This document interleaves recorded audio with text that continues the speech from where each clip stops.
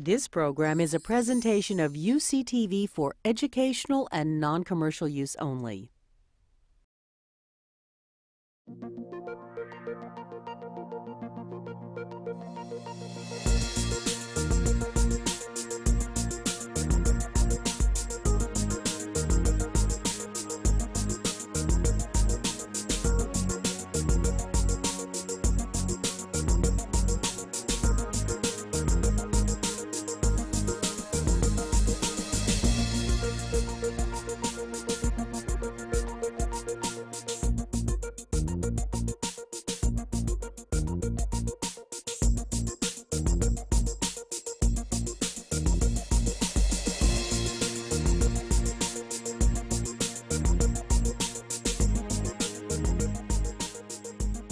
I'm going to tell you tonight a story. And this story dates back about 30 years. This story has a little bit of something for everybody. It has a little bit of biochemistry, a little bit of clinical research, a little bit of public health, a little bit of politics, a little bit of racial innuendo. The only thing it's missing is sex. But we can see what we can do about that too. By the end of the story, I hope I will have debunked the last 30 years of nutrition information in America. And I would very much appreciate it if at the end of the talk you would tell me whether or not I was successful or not. Okay? So, in order to get you in the mood, as it were, let's start with a little quiz. What do the Atkins diet and the Japanese diet have in common? Anybody? Oh, yeah, you have the answers right. Yeah. Never mind. That's right. You have the answer right there. Okay? So the Atkins diet, of course, is all fat, no carb. The Japanese diet's all carb, no fat. They both work. Right? So what do they share in common? They both eliminate the sugar fructose. Okay? So with that, think about what it means to be on a diet and what macronutrients you're eating and which ones you're not. And then we'll go from there, and I'll try to explain how this all works. So, you've all heard about the obesity epidemic. Here are the numbers. These are the NHANES database body mass index. Everybody knows what that is now. Histograms, marching ever rightward as time has gone on. This was what was projected for 2008 in blue. We had so far exceeded and surpassed. This is not even funny. This was from 2003. The reason I show this is not just to show that the obese are getting obeser. Of course, that's true. But in fact, the entire curve has shifted. We all weigh 25 pounds more today than we did 25 years ago, all of us. Now, it is often said that obesity is the ultimate interaction between genetics and environment. And Dr. Christian Weiss, who's sitting in the back of the room, will be talking to you next week about the genetic component, which I am also very interested in. But having said that, our genetic pool did not change in the last 30 years. But boy, oh boy, has our environment sure changed. Okay? So tonight, we're going to talk about the environment rather than genes. Okay? Now, in order to talk about the environment, we need to talk about what is obesity. And of course, you're all familiar with the basic concept of the first law of thermodynamics, which states that the total energy inside a closed system remains constant. Now, in human terms, the standard interpretation of this law is the following. If you eat it, you better burn it, or you're going to store it. Now, who here believes that? Oh, come on, you all do. Okay? I used to believe that. I don't anymore. I think that's a mistake. I think that is the biggest mistake, and that is the phenomenon I'm going to try to debunk over the course of the next hour, because I think there's another way to state the law, okay, which is much more relevant and much more to the point. Before I get there, of course, if you believe that, these are the two problems, right? Calories in, calories out. Two behaviors, right? Gluttony and sloth. After all, you see anybody on the street, oh, he's a glutton and a sloth. That's all there is to it. You know, Tommy Thompson said it on the TV show. We just eat too damn much, right? Well, you know, if that were the case, How did the Japanese do this? Why are they doing bariatric surgery on children at Tokyo Children's Hospital today? Why are the Chinese? Why are the Koreans? Why are the Australians? I mean, you know, all of these countries who've adopted our diet all suffer now from the same problem. And we're going to get even further in a minute. Okay?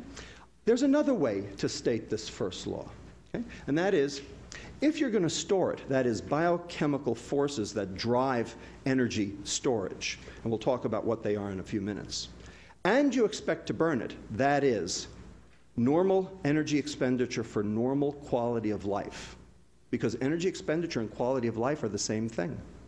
Things that make your energy expenditure go up make you feel good, like ephedrine, it's off the market, coffee for 2 hours, then you need another hit like me.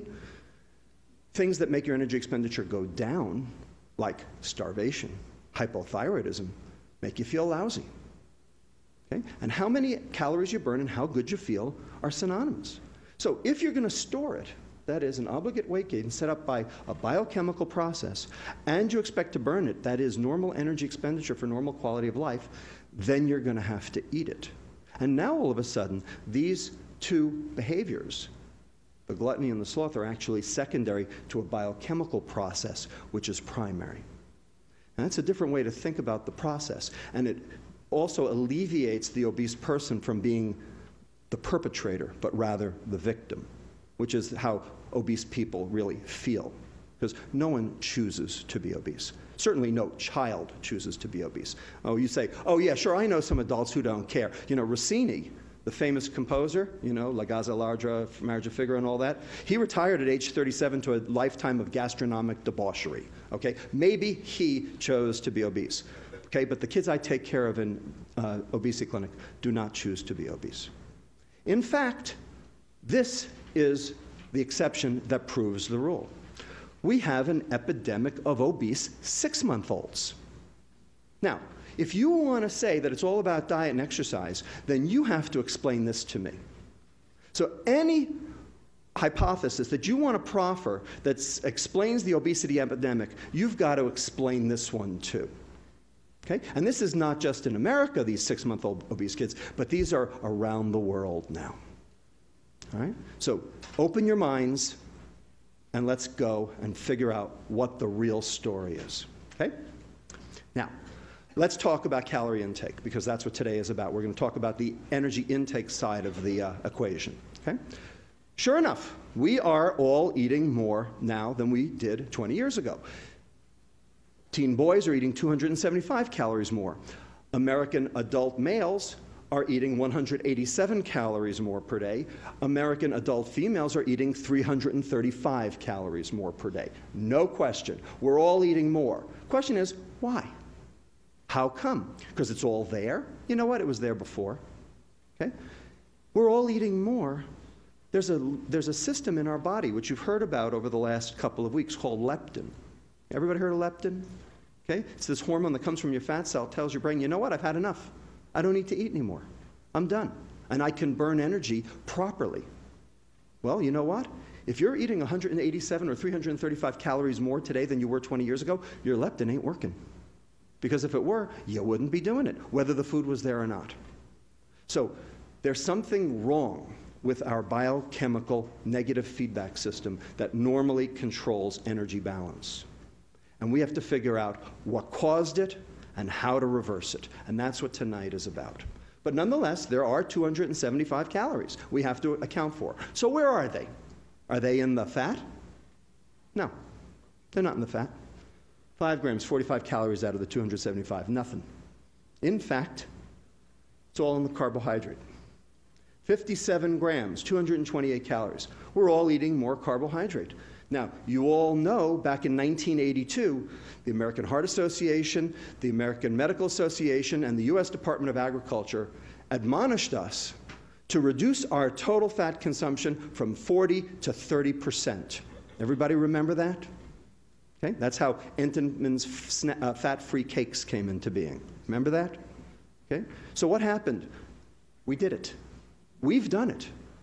40% down to 30%. And look what's happened to the obesity Metabolic syndrome, non-alcoholic fatty liver disease, cardiovascular disease, stroke, prevalence, all jacked way up as our total fat consumption as a percent has gone down. It ain't the fat, people. It ain't the fat. So what is it? Well, it's the carbohydrate. Specifically, which carbohydrate? Well, beverage intake, right? 41% increase in soft drinks, 35% increase in fruit drinks, fruit aids, whatever you want to call them. Okay? Just remember, down here, 1 can of soda a day is 150 calories. Multiply that by 365 days a year, and then divide that by the magic number of 3,500 calories per pound. If you eat or drink 3,500 calories more than you burn, you will gain 1 pound of fat. Okay? That's the first law of thermodynamics. No argument there. That's worth 15.5 pounds of fat per year. 1 soda a day is 15.5 pounds per year. Now, you've all heard that before.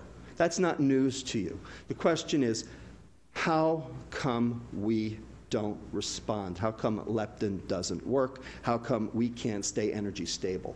That's what we're going to get to. So, I call this slide very specifically the Coca-Cola conspiracy. Anybody here work for Coke? Pepsi? Okay, good.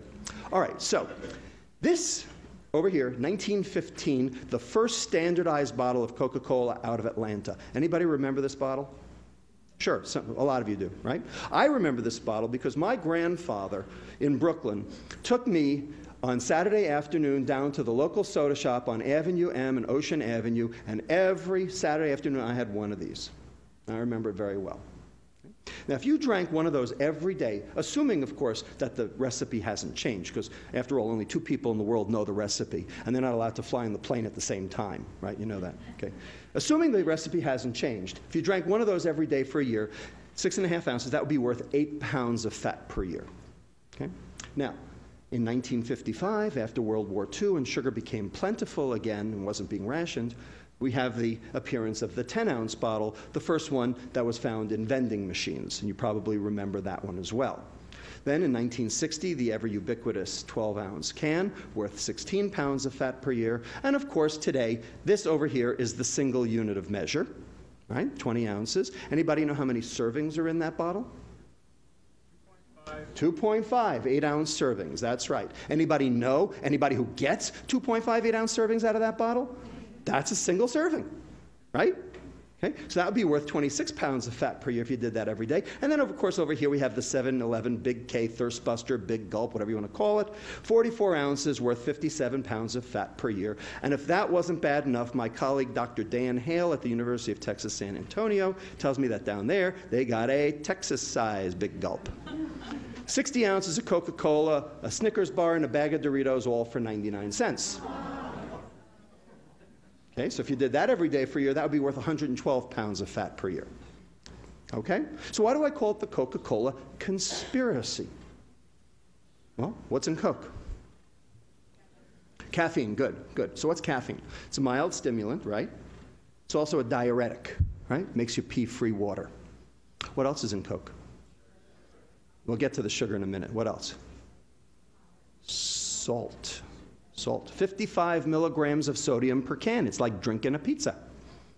So what happens if you take on sodium and lose free water? You get thirstier, right? So why is there so much sugar in Coke? To hide the salt. When was the last time you went to a Chinese restaurant and had sweet and sour pork? That's half soy sauce. You wouldn't eat that. Except the sugar plays a trick on your tongue. You can't even tell it's there. Right? Everybody remember New Coke, 1985? More salt, more caffeine. They knew what they were doing.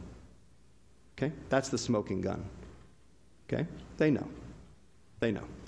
All right, so that's why it's the Coca-Cola conspiracy. So, are soft drinks the cause of obesity? Well, it depends on who you ask.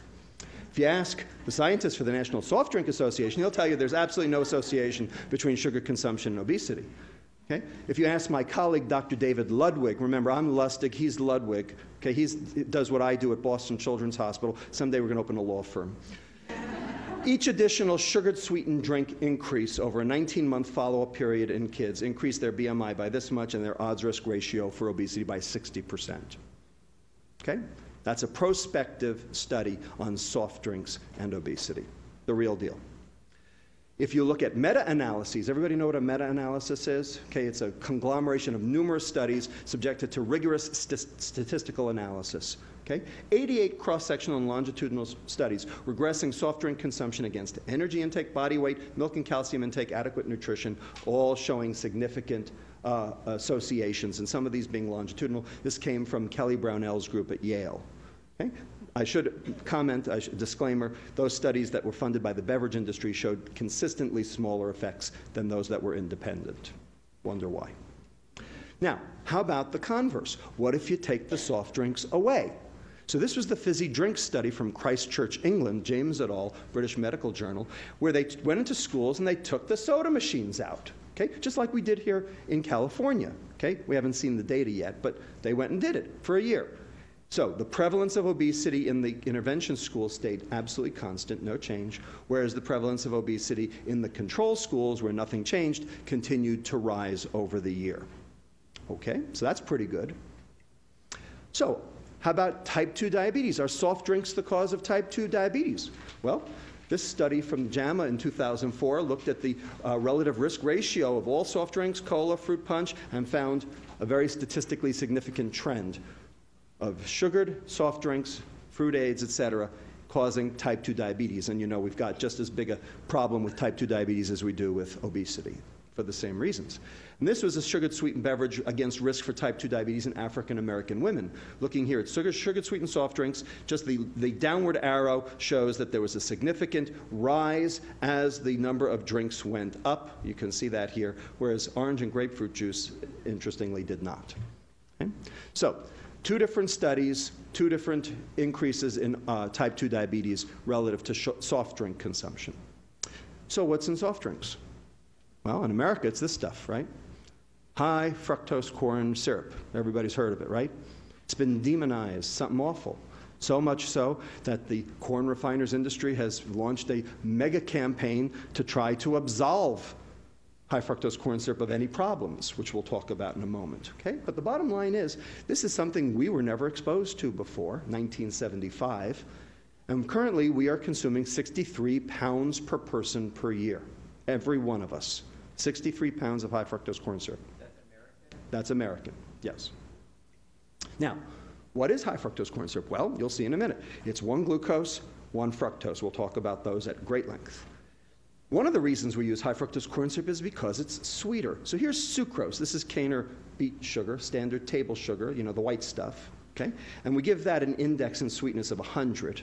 So here's high fructose corn syrup. It's actually sweeter. It's about 120.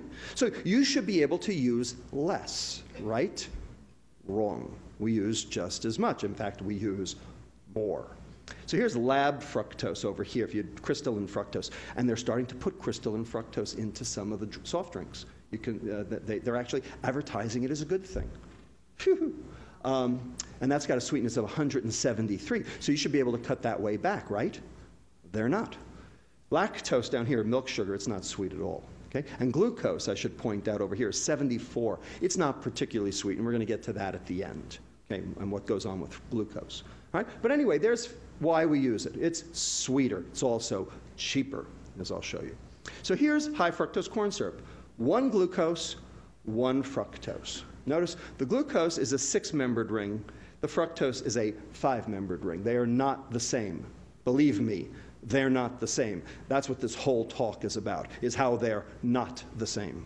Okay? And here's sucrose, and they're just bound together by this ether linkage. We have this enzyme in our gut called sucrase.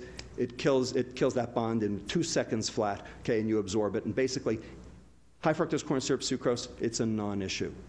It's a wash. They're the same. Okay? And they know that that they're the same.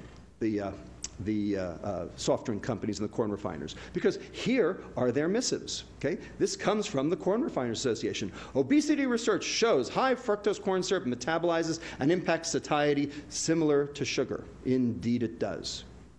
I agree. Okay, decent meetings, academic meetings around the country. Okay? Hunger and satiety profiles energy intakes following ingestion of soft drinks. Bottom line, research supported by the American Beverage Institute and the Corn Refiners Association. They are correct. There is absolutely no difference between high fructose corn syrup and sucrose. So much so that the Corn Refiners Association, in an attempt to capture market share, came out with this entire ad campaign. You probably saw it on the back page of the New York Times. Okay? It was on TV. It's everywhere. My hairdresser says that sugar is healthier than high fructose corn syrup. Wow, you get your hair done by a doctor? I didn't know I could cut hair. Okay? If you all want to see all of them, there are a whole bunch of them. You can go to www.sweetsurprise.com and see how you're being hoodwinked. Okay? But indeed, this is true. High fructose corn syrup and sucrose are exactly the same. They're both equally bad. Okay? They're both dangerous. They're both poison. Okay? I said it. Poison. My charge before the end of tonight is to demonstrate that fructose is a poison. And I will do it. And you will tell me if I was successful. Nonetheless, here's Center for the Science and the Public Interest and the Corn Refiners Association. Everybody remember last year when Gavin Newsom floated a soda tax? Okay, last February. Okay, Governor Patterson of New York has since floated one, and other people are starting to talk about it. So why are they saying this? Well, they're saying obesity is a problem, kids are drinking soda, let's tax it. Okay, so they're talking about soda like it's empty calories. I'm here to tell you that it goes way beyond empty calories. Okay? The reason why this is a problem is because fructose is a poison. Okay? It's not about the calories. Has nothing to do with the calories. It's a poison by itself. And I'm going to show you that. Nonetheless, I just want to read you this paragraph here, okay, in yellow. We respectfully urge that the proposal be revised as soon as possible to reflect the scientific evidence that demonstrates no material differences in the health effects of high fructose corn syrup and sugar. I agree. Here's the important sentence. The real issue is that excessive consumption of any sugars may lead to health problems. I agree. That's exactly right. Not may. Does. Does. So here's the secular trend in fructose consumption over the past 100 years. Before we had food processing, we used to get our fructose from fruits and vegetables. And if we did that, today we would consume about 15 grams per day of fructose. Not sugar, fructose. So sugar would be 30 grams, it would be double. Okay? We're just talking about fructose today. Okay? Prior to World War II, okay, before it got rationed again, okay, we were up to about 16 to 24, about 20 grams. So a small increase from the beginning of the century to World War II. Then, in 1977, just as high fructose corn syrup was hitting the market, we had increased that. We had basically doubled up to 37 grams per day, or 8% of total caloric intake.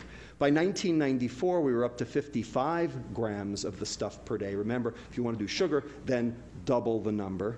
So that's 10.2. So you can see that more and more of our caloric intake, higher percentage, is being accounted for by sugar every single year. So it's not just that we're eating more.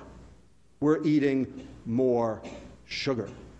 Okay? And for adolescents today, we're up to almost 75 grams, 12% of total caloric intake. 25% of the adolescents today consume at least 15% of their calories from fructose alone. This is a disaster, an absolute unmitigated disaster. The fat's going down, the sugar is going up, and we're all getting sick. Now let me show you why. Okay. How'd this happen? Why did it happen? So this is where the politics comes in. This is the perfect storm. And it was created from 3 political winds that swirled around all at the same time to create this perfect storm. So, the first political wind, everything bad that ever happened in this country started with one man. Okay? And it's still being felt today. Okay? So Richard Nixon, in his paranoia back in 1972, okay, food prices were going up and down and up and down. I'm going to show you that on the next slide. Okay? And he was worried that this was actually going to cost him the election. So he admonished his Secretary of Agriculture, Earl Rusty Butz, I love that name, okay, to basically take food off the political table, to make food a non-issue in presidential elections. Well, the only way to do that was to make food cheap. So he was out to find all methods to be able to decrease the price of food. Remember, Nixon's war on poverty, we're suffering from it today. Okay? That's what this is. Okay? Second political wind, the advent of high fructose corn syrup. Okay? So this was invented in 1966 at Saga Medical School in Japan by a guy named Takasaki, who's still alive. Okay? As far as I'm concerned, this stuff is Japan's revenge for World War II. Except, of course, that they're suffering from it now themselves. Okay? Like everything, you know, it always comes back to haunt you. Okay? And it was introduced to the American market in 1975. So what do you think happened to the price of sugar when this thing hit the market? Here's what happened. So here's the U.S. Producer Price Index of sugar going up and down and up and down. Okay? This is not good. Okay? Stability is at 100%. If it stays nice and stable at 100%, that's what you want, okay, if you're a politician. Up and down. Here's where corn sweeteners entered the market in 1975, 1980, and you can see that since then, the price of sugar has remained remarkably constant. And it did so not just in the US, but also on the international stage. Here's the London price doing the same thing. And when you look at the difference in price between sugar and high fructose corn syrup, you can see that high fructose corn syrup is about half the price. Okay? So in other words, it's cheap. So high fructose corn syrup is evil, but it's not evil because it's metabolically evil. It's evil because it's economically evil. Because it's so cheap that it's found its way into everything. It's found its way into hamburger buns, pretzels, barbecue sauce, and ketchup. Okay? Almost everything. Okay? Somebody emailed me the other day and told me they went into their local grocery store and went through every single loaf of bread on the shelf. And out of 32 types of bread on the shelf, only one of them did not have high fructose corn syrup in it. Okay? So we are being poisoned by this stuff, and it's been added surreptitiously to all of our food, every processed food. Okay? And the question is, why? Well, you'll see why in a minute. Okay? So the corn refiners like to point out, well, you know, it's just been a substitution. Okay? As the high fructose corn syrup's gone up, the sugar's gone down. You know, we're just replacing, you know, like gram for gram. Well, not exactly, because here's 73 pounds of sugar per year. This is from the Economic Research Service of the U.S. Department of Agriculture. Okay? So disappearance data. Okay? 73 pounds up to 95 pounds by 2000. Okay? And there's something missing from this slide. Anybody want to tell me what it is? What's missing? Juice. Juice is missing, because juice is sucrose, right? Sugar. And juice causes obesity. Okay? So this is a study done by Miles Faith, a prospective study in inner-city Harlem toddlers. Okay? And the number of juice servings per day predicts the change in BMI score per month in these inner-city Harlem toddlers. Now, where do these inner-city Harlem toddlers get their juice? From what? From where? From whom? From WIC. Anybody heard of WIC? You know what WIC is?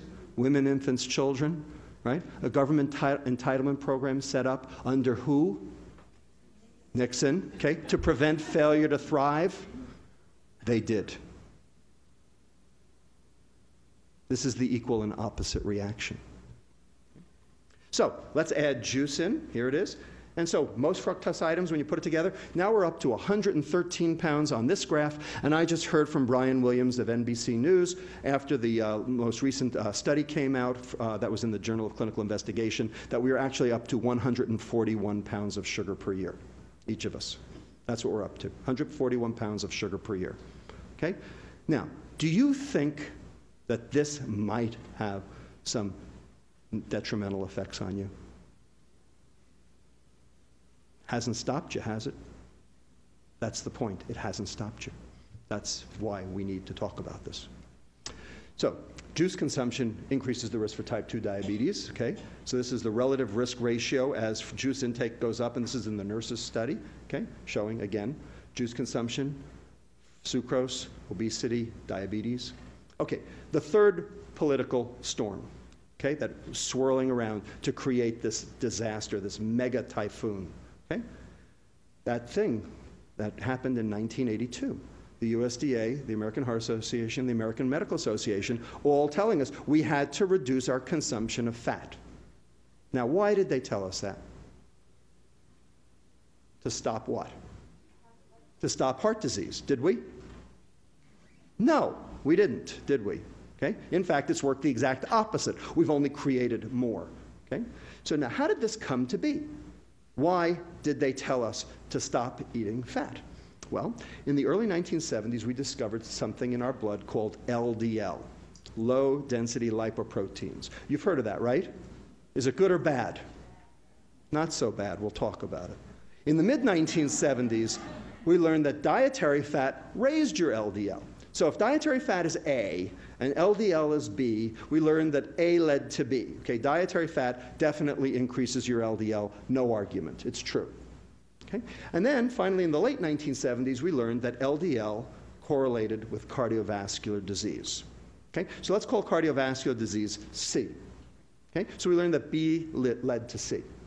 So the thought process, by some very smart nutritionists, et cetera, the USDA, et cetera, said, well, if A leads to B and B leads to C, then A must lead to C, therefore, no A, no C. This was the logic. Now, any logicians in the room?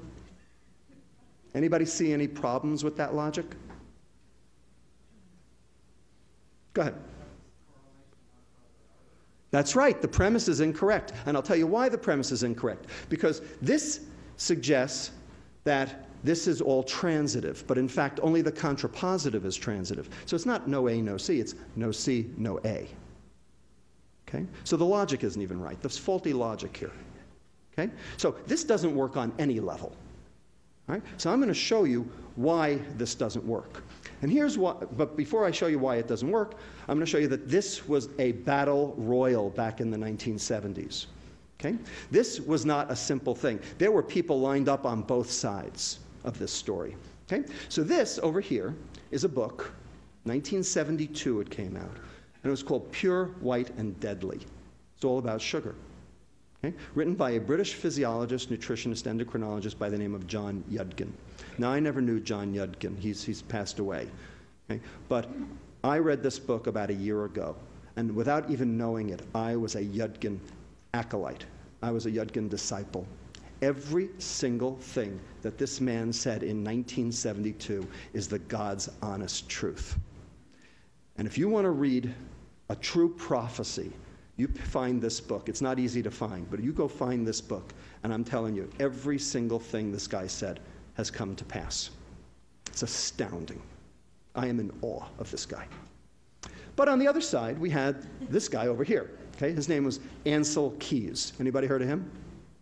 Okay. So Ancel Keys was a Minnesota epidemiologist, very interested in the cause of cardiovascular disease, and he performed the first multivariate regression analysis without computers. Now, anybody know what that means? Multivariate regression analysis? Okay, so this is where you take a whole lot of data, okay, and normally you would just, run a few computer programs, but basically the object is to try to figure out what causes what, and to try to factor out other things and determine what the contribution of various things all at once are to an outcome that you're looking for. So he was interested in cardiovascular disease, and so what he did was he did this study, along with other people around the world, called the 7 Countries Study. Okay? Very famous, front page of Time magazine in 1980. Okay? So here's the data on the 7 Countries Study. So we have the US, we have Canada, Australia, England, Wales, Italy, Japan. Okay? And here's percent calories from fat on the x-axis, and here we have coronary disease death rate on the y-axis. And so you'd say, well, look at that. I mean, it's very obvious, isn't it? Sure. Percent calories from fat correlates very nicely with coronary disease. Right? Except for one little problem. Anybody see it? Japan and Italy. So how much sugar do they eat? Didn't I tell you the Japanese diet eliminates fructose? They never even had it till we brought it to them after World War II. Italy, aside from gelato, I mean, what else they got? Okay? They got a lot of pasta, there's a lot of glucose, but no fructose. Okay? There's no sugar in the Italian diet other than the occasional sweet, which they moderate. They're very careful about moderating, and they cost a lot. Okay? But here we got England, Wales, Canada, Australia, US. You know, we are sugarholics, aren't we? We're also fataholics. So in fact, the fat migrated with the sugar. So this is from Keyes's own work. Okay, page 262, if you want to pick up the 500-page volume. Okay, and I'm just going to read you the one paragraph, okay, that talks about this. The fact that the incidence rate of coronary heart disease was significantly correlated with the average percentage of calories from sucrose in the diet is explained by the intercorrelation of sucrose with saturated fat. In other words, donuts. Okay? Wherever there was the fat, there was sucrose too. Because these guys here eat donuts. Partial correlation analysis show that with saturated fat constant, there was no significant correlation between dietary sucrose and the incidence of coronary heart disease. Okay. When you do a multivariate linear regression analysis, you have to do it both ways. You have to do holding sucrose fat constant showing that sucrose doesn't work, and then you have to hold sucrose constant and show that fat still works. You see that anywhere? He didn't do it. He didn't do it. He didn't do the thing that you need to do a multivariate linear regression analysis. Now, this was done before computers. We can't check the work. He's dead. He died in 2004. So, we're left with a conundrum. Do we believe this? Do we believe this study? Because we based 30 years of nutrition, education and information and policy in this country on this study. And as far as I'm concerned, it has a hole as big as the one in the USS Cole. All right? You got it? Everybody, am I debunking? Yes? No? All right. Let's keep going. Remember I told you LDL, maybe not so bad? Well, here's why. Because there really isn't one LDL. There are two. There are two LDLs. Here's one over here. It's called pattern A, or a large buoyant LDL. So everybody knows that LDL correlates with cardiovascular disease, and that's true, and I'm not going to argue that, that is true, but it's not this one, pattern A LDL. These guys are so light, they are buoyant, they float. So they get carried through the bloodstream, and they don't even have a chance because they're so big and they're so buoyant, they don't even get underneath the edge of the endothelial cells in the vasculature to start the plaque formation process. But over here we have this other guy over here called pattern B, or a small dense LDL. You see the difference? These guys are dense. These guys don't float. These guys are small. They get underneath the edge of the surface of the endothelial cells, and they start the plaque formation. And it's been shown by numerous investigators now that small dense LDL is the bad guy. Okay, now when we measure LDL in the bloodstream, when you do a lipid profile, you measure both of them together because it's too hard to distinguish the two. So when you get an LDL, you're getting both LDLs, the neutral one and the bad one. Now, how can you tell whether your LDL is the neutral one or the bad one? What you do is you look at your triglyceride level in association with it, because your triglycerides tell you which one it is. So here's pattern A over here, okay? Big, large, buoyant LDLs, okay? And you'll notice that the triglycerides are low and your HDL is high. That's what you want. You want a low triglyceride, high HDL, because that's the good cholesterol. You want high good cholesterol. Over here you have pattern B, and here you have high triglyceride, low HDL. That's the bad guy. That's the guy you don't want to be, because you're going to die of a heart attack. No question about it. Triglyceride to HDL ratio actually predicts cardiovascular disease way better than LDL ever did. Okay?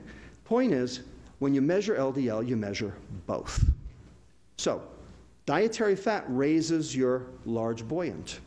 What do you think raises your small dense? Carbohydrate.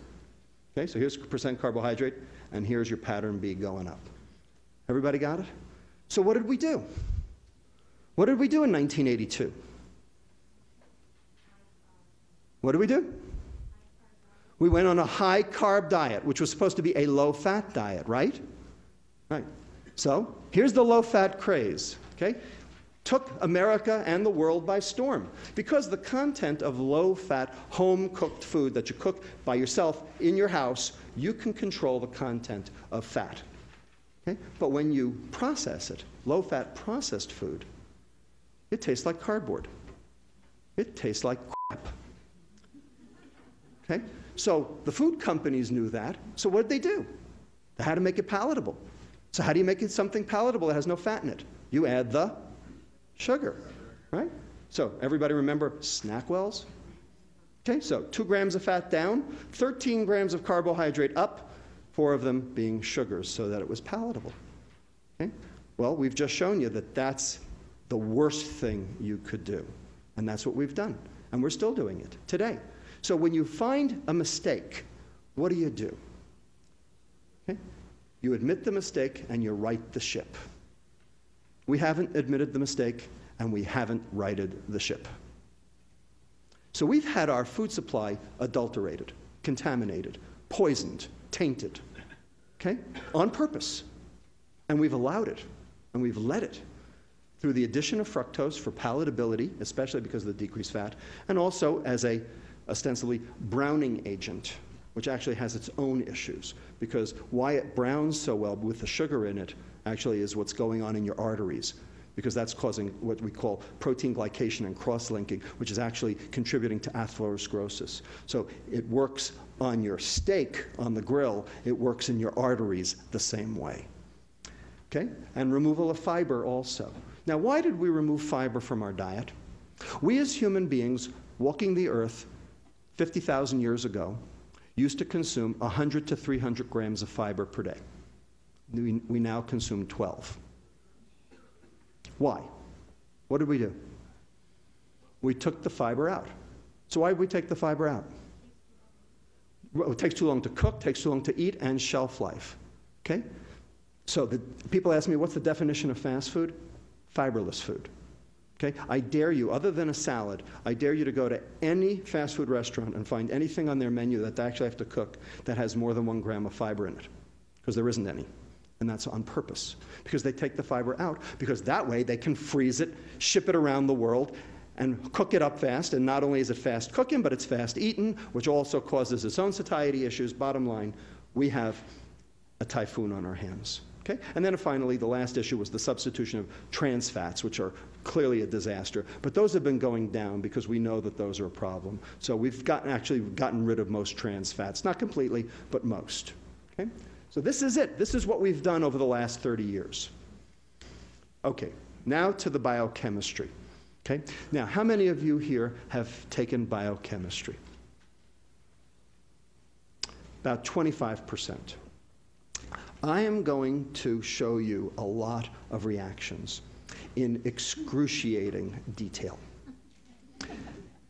If you've studied biochemistry, you will have an anaphylactic reaction. If you haven't studied biochemistry, you will fall asleep. So what I'm going to suggest that you all do is just let me do my thing to show you that at least it works, and just count the arrows. Okay? You can do that, right? Can you count the arrows? It's not like counting sheep. Okay? You can count the arrows, and just stick with me, okay? Just let me do my thing, and let me show you why fructose is not glucose. Okay? Because what the liver does to fructose is really unique. And you've got to understand it to understand everything I've just told you. Okay? So number one, fructose is 7 times more likely than glucose to do that browning reaction, the advanced glycosylation end products. The thing that happens on your grill happens in your arteries for the same reason. Okay? You can actually see the color too, color change too. Fructose does not suppress the hunger hormone. There's a hormone that comes from your stomach called ghrelin you've heard about already. Okay? So if you preload a kid with a can of soda, and then you let them loose at the fast food restaurant, do they eat more or do they eat less? They eat more. They just took on 150 calories, yet they eat more. Reason? Because fructose doesn't suppress the hunger hormone ghrelin. So they eat more. Acute fructose ingestion does not stimulate insulin because there's no receptor for fructose, no transporter for fructose on the beta cell that makes insulin. So the insulin doesn't go up. Well, if the insulin doesn't go up, then leptin doesn't go up. And if leptin doesn't go up, your brain doesn't see that you ate something. Therefore, you eat more. And finally, I'm going to show you liver hepatic fructose metabolism is completely different between fructose and glucose. Completely different. And I'm going to show you, before the day is out, the evening's out, that chronic fructose exposure alone, nothing else, causes this thing we call the metabolic syndrome. Everybody knows what the metabolic syndrome is? Okay, so this is the conglomerate of the following different phenomena: obesity, type 2 diabetes, lipid problems, hypertension, and cardiovascular disease. Okay, those all cluster together, okay, called metabolic syndrome. I'm going to show you how fructose does every one of those. I want to show you the difference between glucose and fructose in a way that will be glaringly apparent. So let's consume 120 calories in glucose. 2 slices of white bread. Okay? What happens to that 120 calories?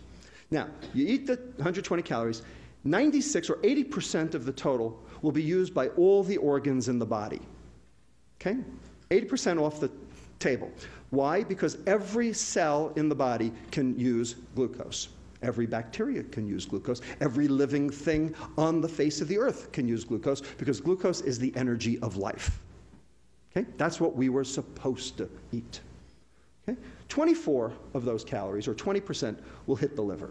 Okay? So let's watch what happens to those 24 calories. Here they go.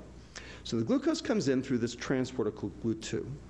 Out here, the glucose is going to stimulate the pancreas to make insulin. The insulin is going to bind to its receptor, and it's going to take this substrate over here called IRS1, insulin receptor substrate 1. That's not important right now, don't worry, okay? And it's going to tyrosine phosphorylate it, okay? And it's going to be tyrosine IRS1, which is now active. That's active. And it's going to stimulate the second messenger here called AKT.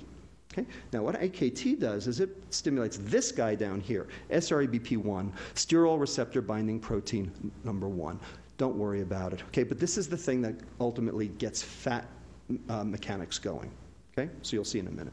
So one of the things that SREBP1 does is it activates this enzyme here called glucokinase, which takes glucose to glucose 6-phosphate. Now, glucose 6-phosphate can't get out of the liver. The only way to get glucose 6-phosphate out of the liver is with hormones, glucagon or epinephrine. That's the way you can get it out. So now the glucose is fixed in the cell, but it's only 24 calories worth. So it's not a big, bolus of it. Okay? Now, the glucose 6-phosphate, almost all of it is going to end up going over here to something called glycogen. Now, glycogen is the storage form of glucose in the liver, okay? Because glycogen is easy to fish the glucose out with glucagon and epinephrine. So my question to you, and granted this is a physiology question, is how much glycogen can your liver store before it gets sick? The answer is any amount. It's unlimited. Okay? We have carb loaders who run marathons, right? Okay? Does it hurt them at all? We have kids with a disease where they can't get the glucose out of the glycogen called glycogen storage disease type 1A, or von Gierke's disease. They got livers down to their knees, they're so big. They're hypoglycemic like all get out because they can't lift the glucose out of their liver. Okay? But they don't go into liver failure, because glycogen is a non-toxic storage form of glucose in the liver. So the whole goal of glucose is to replete your glycogen. So this is good. This is not bad. This is good. Now, a little of that glucose is going to fall down here. It's going to get metabolized down to this stuff here called pyruvate. And the pyruvate is going to enter your mitochondria over here. Remember, your mitochondria are the parts of your cell that actually burn the energy. They're your little factories. Okay? They make the stuff that lets you live, okay, called ATP, adenosine triphosphate. That's the energy of life right there. Okay? So the pyruvate comes in, gets converted to something called acetyl-CoA, gets metabolized by this thing called the Krebs cycle, TCA cycle, and you throw off ATP and carbon dioxide, which you breathe off. So far, so good? Have I snowed anybody yet? You're with me? I snowed one guy back there. Okay, I'm doing my best. I swear to God, I'm doing my best. Anyway, so this stuff over here, this acetyl-CoA, gets burned off in the TCA cycle. Now, maybe you won't burn all of it off, and so some of it may exit as citrate, okay? And the citrate then leaves the mitochondria through a process known as the citrate shuttle, and then that citrate can then be broken down by these 3 enzymes, which are all subservient to this SREBP1. This is ATP citrate lyase, acetyl-CoA carboxylase, fatty acid synthase. They're not important. The only thing to know is these 3 enzymes together turn sugar into fat, okay? This is called de novo, meaning new, lipogenesis, fat making. Okay? This is de novo lipogenesis. So you take the citrate, which came from the glucose, okay, and you end up with something called acyl-CoA, which then gets packaged with this protein here, and you end up with something called VLDL, very low density lipoprotein. Now, anybody heard of that before? Is it good or bad? It's bad. That's bad. Okay? VLDL is bad because that's one of the things that causes heart disease. It's also a substrate for obesity. Okay? So you don't want to make much of this. Okay?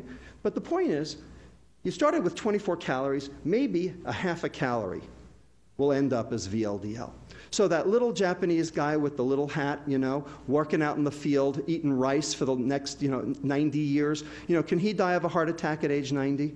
Sure. Okay? But that's not so bad. Okay? If you make it to 90, you're doing all right. Okay? Because of that VLDL coming from glucose. Okay? Glucose made a little bitty VLDL. Okay? And that serves as a substrate for adipose deposition into your fat cell here, triglyceride. In addition, because the insulin went up in response to the glucose, your brain sees that signal, and it knows that that is supposed to shut off further eating. Okay? In other words, hey, I'm busy metabolizing my breakfast. I don't need lunch. Okay?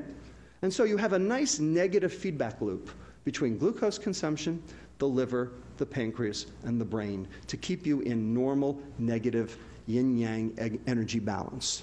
This is good. This is not dangerous. This is what's supposed to happen. All right, so now let's talk about a different carbohydrate. Let's talk about my favorite carbohydrate, maybe yours too. Okay? Ethanol. Ethanol is a carbohydrate, isn't it? Here's the structure. Carbon, hydrogen, oxygen. It's a carbohydrate. But we all know that ethanol is a toxin, right? A poison, right? You can wrap your Lamborghini around a tree, or you can fry your liver. Your choice. Depends on how much you drink and how often, right? Okay. So we know that ethanol is not good for you, except, of course, a little bit is good for you, right? So we can talk about that, too, later if you want. Okay? But let's talk about how it's bad for you. So here's acute ethanol exposure. Okay? CNS depression, vasodilatation, hypothermia, tachycardia, myocardial depression, pupillary responses, respiratory depression, diuresis, hypoglycemia, loss of fine motor control. You all went to college.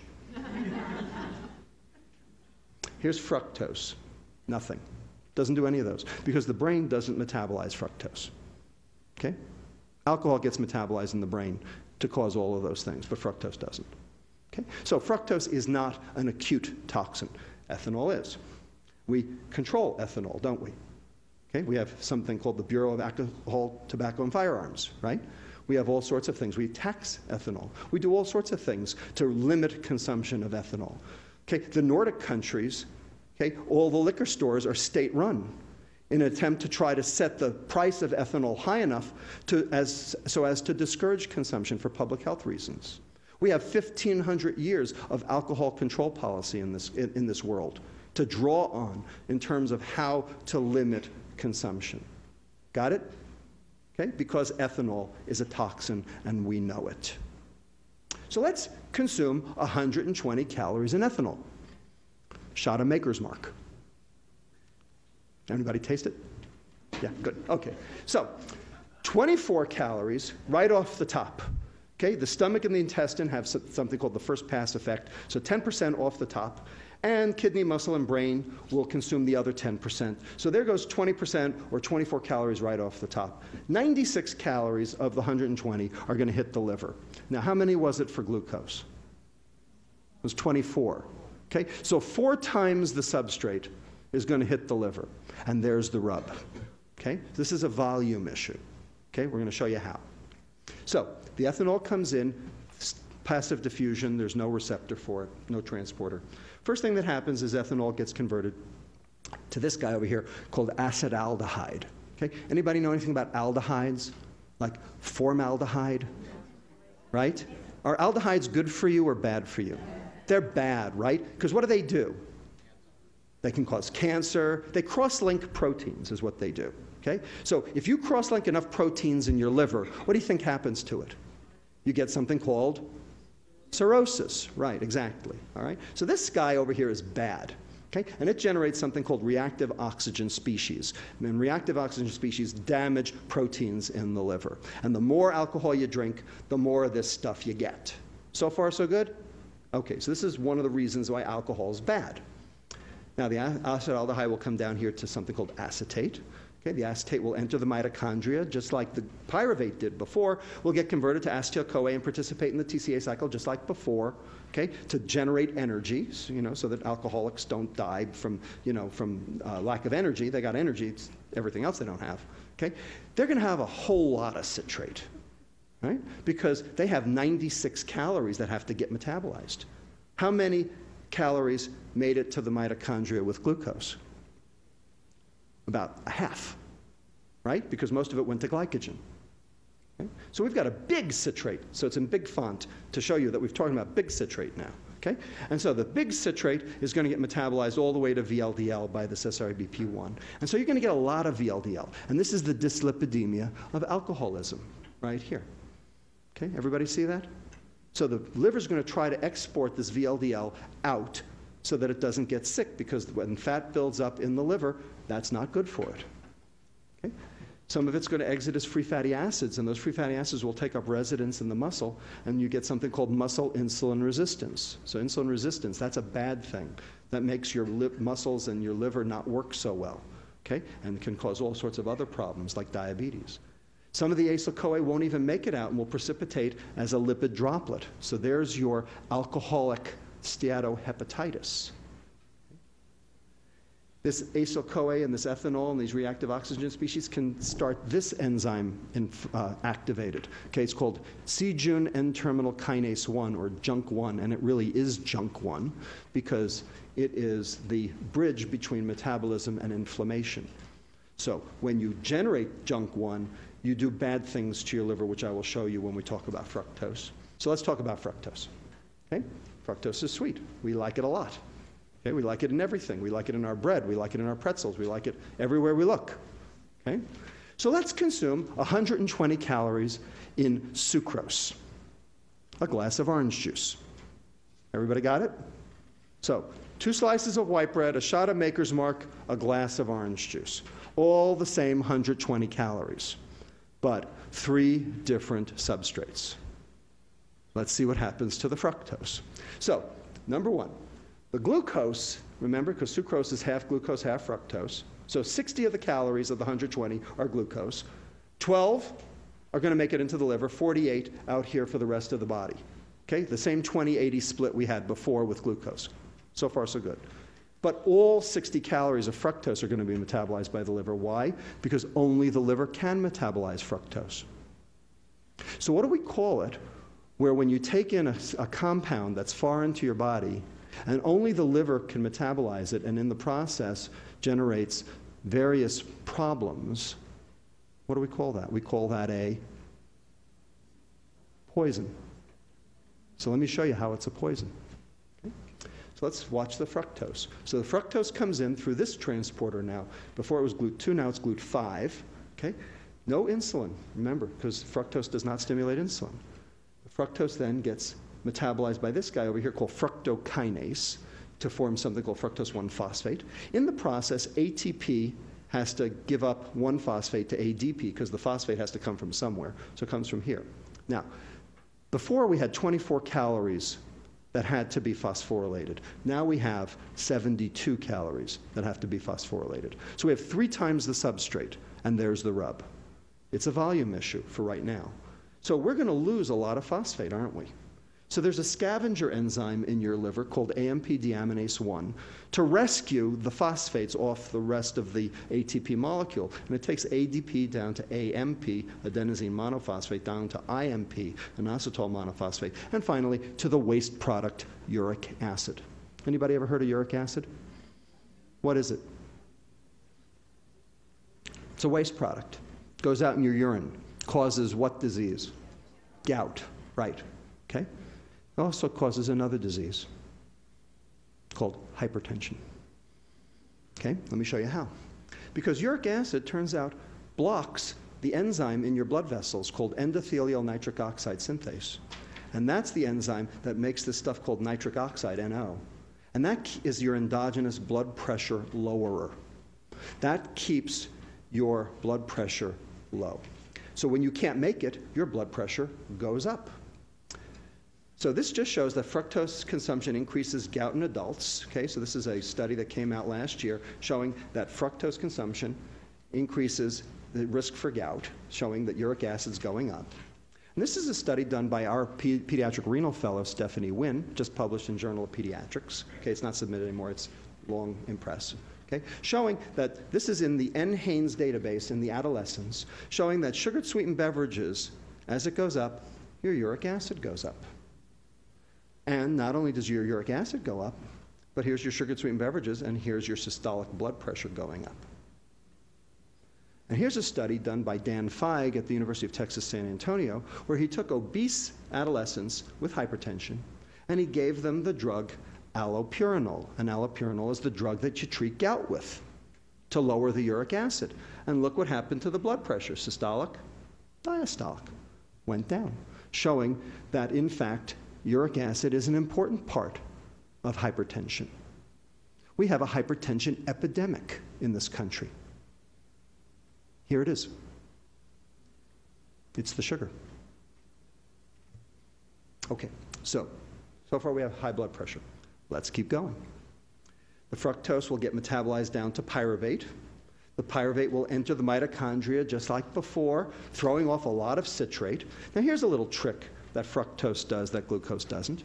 Because these two can reform this stuff over here called fructose 1,6-bisphosphate, which can then reform with glyceraldehyde to form this guy over here called xylulose 5-phosphate. And I'll get to xylulose 5-phosphate in a moment. But I want to point out this asterisk. That's there to remind me to tell you something. That's there to remind me to tell you that this is why the sports drink companies put high fructose corn syrup in the sports drinks. Because if you are glycogen depleted, in other words, if you just ran a marathon, and you have no glycogen left in your liver because you burned it all, and you take in a sports drink with high fructose corn syrup, you can replete your glycogen faster than with glucose alone. That's true. So for elite athletes, a high fructose corn syrup containing sports drink actually makes sense. And so, indeed, sports drinks have high fructose corn syrup. The question is, who's drinking the sports drinks? Any elite athletes you know? Who's drinking the sports drinks? The kids, right? Why are they drinking it? Because it's cool, right?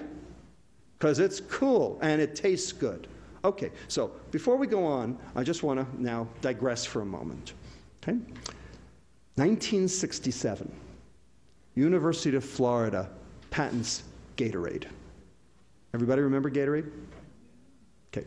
1970, the Florida Gators win the NCAA championship in football. Gatorade makes a big splash. Okay? Big deal. Anybody ever taste the original Gatorade? Yeah? What did it taste like?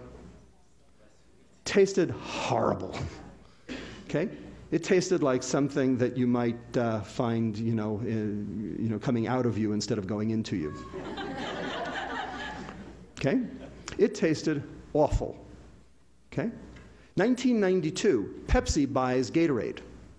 And they say, how are we going to market this swill? So what did they do? They added the high fructose corn syrup.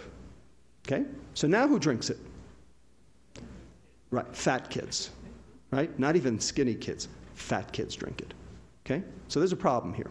Okay, and we're going to show you how that works. Okay, so xylulose 5-phosphate, just to show you. So here's, if you take a rat and you glycogen deplete them by making them run on an exercise wheel, okay, and then you refeed them with starch or with sucrose, the xylulose 5-phosphate goes way up with the sucrose. Okay, so you get more xylulose 5-phosphate through this pathway here, going over here. So why do we care about xylulose 5-phosphate? Well, here's why.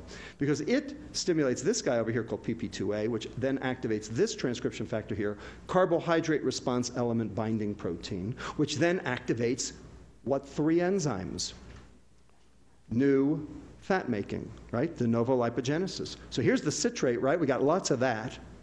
And here we've got acyl-CoA, which is the way into fat, okay, which then gets packaged, with to the VLDL, and now you've got the dyslipidemia of obesity, of fructose consumption, which has been known for many years. So here's normal medical students, if you can call them normal, okay? Taking in a glucose load, notice almost none of it ends up as fat. Taking in a fructose load, same number of calories, 30% of it ends up as fat. So when you consume fructose, you're not consuming a carbohydrate, you're consuming fat. So everybody talks about a high-fat diet. Well, a high-sugar diet is a high-fat diet. That's the point.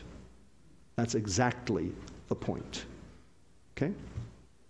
This is a study where they gave acute administration of fructose, and you can see the triglycerides going up compared to the control. Okay, serum triglyceride right there. Here's normal medical students again, 6 days of high fructose feeding. Triglycerides doubled. De novo lipogenesis went up 5 times higher. And here's free fatty acids, which then cause insulin resistance, doubled. Okay, 6 days. So here's the dyslipidemia of fructose consumption. We're not done. Some of the fat won't make it out of the liver, just like with ethanol, and now you've got a lipid droplet, so now you've got this non-alcoholic steatohepatitis. So this is work that we did in our clinic, okay, looking at sugar-sweetened beverage consumption against the liver enzyme marker ALT, alanine aminotransferase, which tells you about fatty liver. And sure enough, here's sugar-sweetened beverages against ALT, and you can see a nice linear relationship in Caucasians. African Americans, it's a different relationship, and that's a whole nother story all by itself. Okay? So there's the lipid droplet of non-alcoholic steatohepatitis. Some of it will come out as free fatty acids and populate the muscle. We'll also tell the insulin to go up higher. Remember that JNK1? So here's what JNK1 does. So the acyl-CoA and the fructose can all activate JNK1. And what JNK1 does is, remember when we use glucose, this IRS became tyrosine IRS1, and that was good? Remember that? Well, JNK1, what it does is it serine phosphorylates IRS1. And serine IRS1 is inactive. So now the insulin can't even do its job in the liver. So now you have liver insulin resistance as well. That's going to make the pancreas work that much harder, generating higher insulin levels, which raise your blood pressure even further, cause further fat making, cause more energy to go into your fat cell. There's your obesity. Okay? And finally, our research has shown that the higher the insulin goes, the less well your brain can see its leptin. And so there you've got continued consumption because your brain thinks it's starving.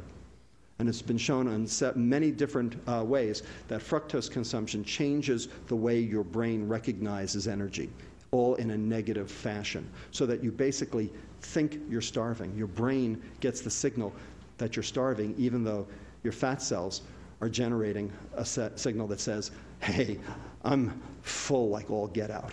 Okay? So this just shows you how it goes. So the high insulin generates the obesity because this is that, remember that the first law of thermodynamics, the biochemical force generating the energy storage as the primary phenomenon, remember? If you're going to store it and you expect to burn it, then you're going to have to eat it. So here's the store it. Normally, that would make leptin, and the leptin should feed back and turn everything off. But it doesn't because the insulin gets in the way, and the high-fat diet gets in the way. Also, the hyperinsulinemia stops the leptin from acting on that nucleus accumbens, and so you get an increased reward signal. So that continues your appetite, continues more fructose, more carbohydrate, generating more insulin resistance, and you can see you generate a vicious cycle of consumption and disease, and no stopping. So here we are. Hypertension, inflammation, hepatic insulin resistance, hyperinsulinemia, dyslipidemia, muscle insulin resistance, obesity, and continued consumption. Looks like metabolic syndrome to me. So here are the phenomena associated with chronic ethanol exposure. Hematologic disorders, electrolyte abnormalities, hypertension, cardiac dilatation, cardiomyopathy, dyslipidemia, pancreatitis, malnutrition, obesity, hepatic dysfunction, that's alcoholic steatohepatitis, fetal alcohol syndrome, and addiction. Here's fructose, 8 out of 12. Why? Because they do the same thing. Because they're metabolized the same way. Because they are the same. They come from the same place, right? How do you make ethanol? Naturally. Right. You ferment sugar. Hasn't changed. Because it has all the same properties. Because it's basically taken care of by the liver in exactly the same way and for the same reason. Because sugar and ethanol are the same. Every which way you turn. So here's our clinic intervention. This is what we do in our clinic. Okay? It's as simple as you can imagine. We write this on the back of a matchbook. Okay? I mean, it's just as simple as you can make it. We have 4 things we teach the kids to do, and the parents. Get rid of every sugared liquid in the house, bar none.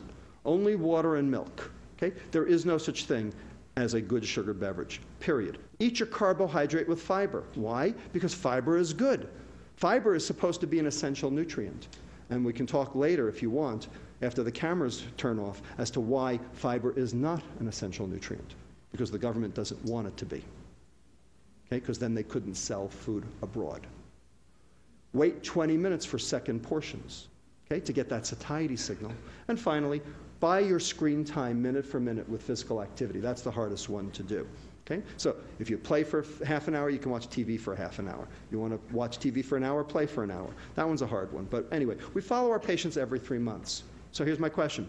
Does it work? What do you think? Yeah, it works. Okay? So this is BMI Z-score, time from initial visit. It works. But we were interested in what made it work and what made it didn't work, so we did a multivariate linear regression analysis, right? The thing that made it not work, sugared beverage consumption. The more sugared beverages the patients drank at baseline, the less well the lifestyle intervention worked, for all the reasons I just showed you. Okay?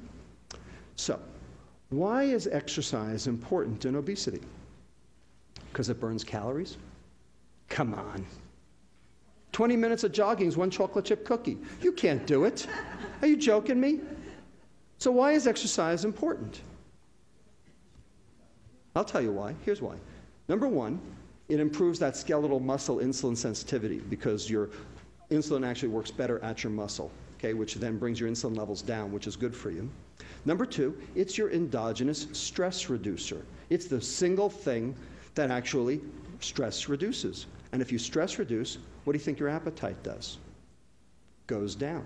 Because stress and obesity go hand in hand, right? For all sorts of reasons which are beyond the scope of this lecture today, but we can talk about in the question period if you want. And then finally, remember that de novo lipogenesis? Remember those 3 nasty enzymes? Okay? What if you burned the stuff off before you made the fat? That's what exercise does, because it makes that TCA cycle run faster, so you don't get the citrate leaving the mitochondria, so it doesn't get turned into fat, so it doesn't precipitate and cause all the problems you just saw. That's what they mean by a higher metabolism, yes. Okay? But it has nothing to do with burning of calories. That is the stupidest reason that I've ever heard of for exercise. You gotta be joking me. Okay? You can't do it. I mean, 1 Big Mac, you know, and you got to, mountain bike for 10 hours. Are you joking? Okay, so why is fiber important in obesity? So this is my motto in clinic. When God made the poison, he packaged it with the antidote. Okay? Because fructose is a poison. I think I've hopefully shown you that. Okay? But wherever there's fructose in nature, there's way more fiber. Do you ever see a piece of sugar cane? It's a stick. Right? You can't even chew the damn thing, right? You got to suck the stuff out like that, right? I mean, how many calories do you think you're going to get out of a piece of sugar cane? Okay? They actually did studies on the sugar plantations back in the early 1900s. Okay? All of the workers were healthy and lived longer than the sugar executives who got the processed product. How about that? Wonder why. Okay? So, eat your carbohydrate with fiber. That's why we say that. That includes sugar. That's why fruit's okay. Because number 1, it limits how much fructose you're going to take in. And number 2, it gives you an essential nutrient, which you needed in the first place. And you get some micronutrients along with it so that you actually can, your liver works healthier. So here's what fiber does. Number 1, it reduces the rate of intestinal carbohydrate absorption. Okay? Now, sometimes that's bad. I'll tell you when that's bad. Okay? You know when that's bad? That's bad when you're at a formal function. Because what happens if you reduce the rate of carbohydrate absorption in your gut? The bacteria get to it. Okay, so as far as I'm concerned, in life, you've got two choices. It's either fat or fart. It increases the speed of transit of the intestinal contents to the ileum. Okay? And that raises this hormone over here called PYY, which goes to your brain and tells you the meal's over. That's your satiety signal. So when you add fiber to your diet, you actually get your satiety signal sooner because the food moves through faster. And then finally, it also inhibits the absorption of some free fatty acids all the way to the colon, and then those get chopped up into little itty-bitty fragments called short-chain fatty acids, and those actually suppress insulin as opposed to long-chain fatty acids, which stimulate insulin. So there are a whole bunch of reasons why fiber is good. Anybody ever heard of the Paleolithic diet? Okay? Go home and read up on it on the internet. Okay? The Paleolithic diet. Basically, if you eat everything as it came out of the ground raw, okay, with no cooking, okay, you would cure diabetes on a dime. Okay? It takes about a week. Okay? Because you're getting that 100 to 300 grams of fiber I mentioned before. That's why. Because fiber is good for you. Okay? And the more the better. Type 2. Type 2, right, type 2, not type 1. Type 1. I stand corrected, type 2. Okay? Okay. Now, for some fun. Okay, that's the end of the biochemistry. Whew. How'd I do? I told you I'd get you through it. Okay, so now comes the fun part, okay? The racial innuendos and the, all the political stuff, okay? The fructosification of America and, of course, the world. Ready? Another quiz. Can you name the 7 foodstuffs at McDonald's that don't have high fructose corn syrup or sucrose? No, mustard has it. Oh, come on, the big one. French fries. But they have salt, starch, and fat, so they're not so good either. Okay, what else? We'll get to coffee. Hash browns, for the same reason, right? Salt, starch, and fat. Okay, what else? Chicken McNuggets. I was shocked. No sucrose or high fructose corn syrup in chicken McNuggets. But as the circuit court judge in New York called them, they are still a McFrankenstein creation. Okay, but nonetheless, no sucrose. I was really shocked. Sausage. Oh, they're terrible. They're just disastrous. But I mean, there's nothing good in them at all. But there's no fructose. Sausage. Diet Coke.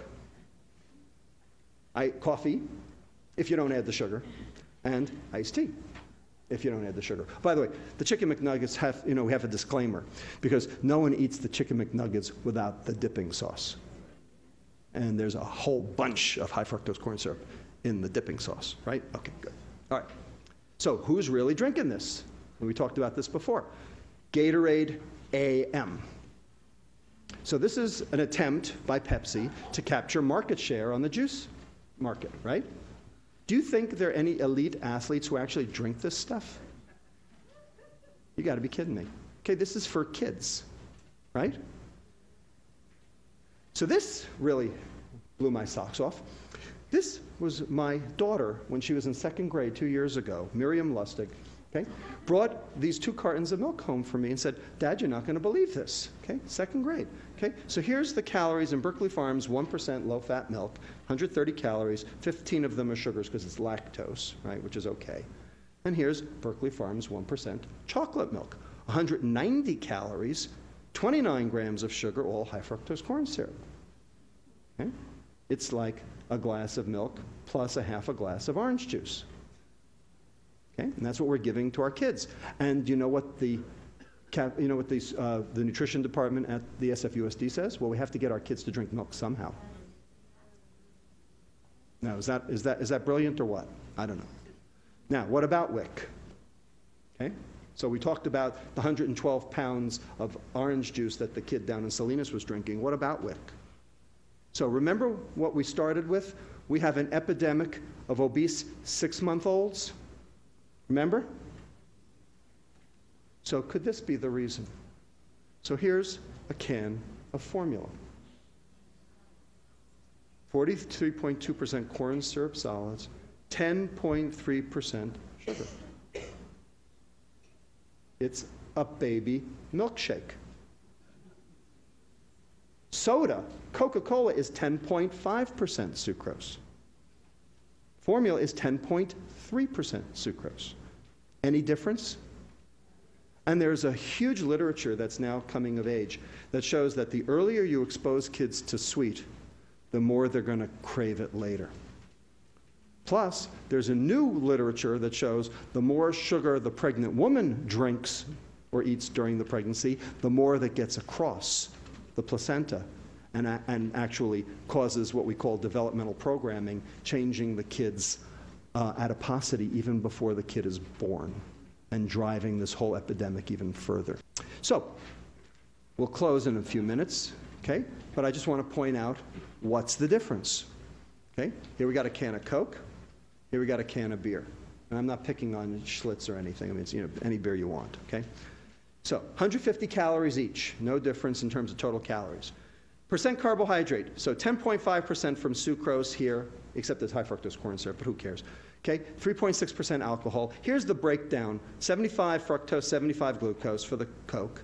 Okay, 90 alcohol, 60 maltose for the beer. Remember, the first pass GI metabolism takes 10% of the alcohol off the table.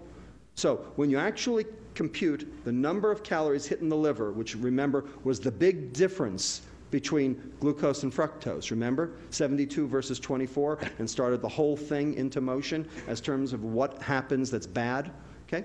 Bottom line, no difference. So, we have something called beer belly. Well, welcome to soda belly, because that's what America is suffering from. No ifs, ands, or buts. That's what it is. Okay? Now, you wouldn't think twice about not giving your kid a Budweiser, but you don't think twice about giving your kid a can of Coke. But they're the same, in the same dosing, for the same reason, through the same mechanism. Fructose is ethanol without the buzz. So, fructose is a carbohydrate. Yes, it is. But fructose is metabolized like a fat. And I've just shown you that 30% of any ingested fructose load ends up as fat. Okay, so when people talk about high-fat diets doing bad things, no, what they're really talking about is high fructose diets. And that's what Ansel Keys was looking at.